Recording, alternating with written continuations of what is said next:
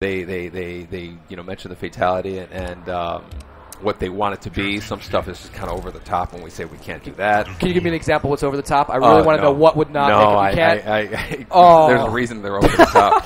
And but we do. We're really excited about. But then a lot of them just really resonate with everybody. Right. And then we get a concept person to start drawing it out. What the shots are going to be, and the cinematic guys kind of get involved. So it's really fun to see those things come from an idea in somebody's head to something like you just saw there. Yeah, and you can feel it. So how large of a role does the story play in Mortal Kombat X? Is it insane? It's a huge role. One of the things that was most embraced with Mortal Kombat 9 was our story presentation. Right. It was very cinematic, very detailed story. Over 2 hours of cinema. And the whole process goes to like an 8-hour story mode experience. So we're really going to want to bring back and expand on that with Mortal Kombat X. Do you ever go back and forth with the stories and go like, no, you should go change this, or maybe Sub-Zero should have his second cousin come into this, or or is it kind of already all defined? You have this. No, there's a whole story writing process. The guys who write the story.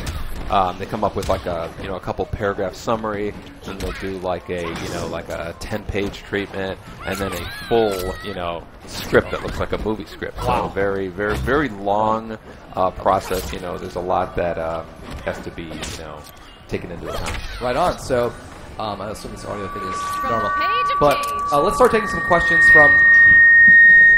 Let's start taking some questions from chat. So guys, people ask, are you going to reveal it? People ask about Sonya. I guess we're going to keep it a surprise for now. Who else is going to be in the play? Yeah, unfortunately, we just have the 6 characters that we were kind of revealing here, which is 4 new ones, which we're really excited about, and then the 2 returning Scorpion and Sub-Zero, and we're going to give people a chance. Oh my God! Yeah. So the X-ray rooms are just as brutal as before, and the people really love that whole kind of close-up, slow motion.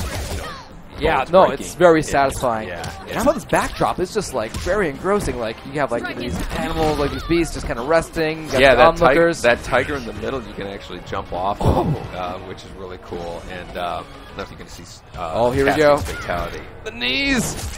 And it's not over.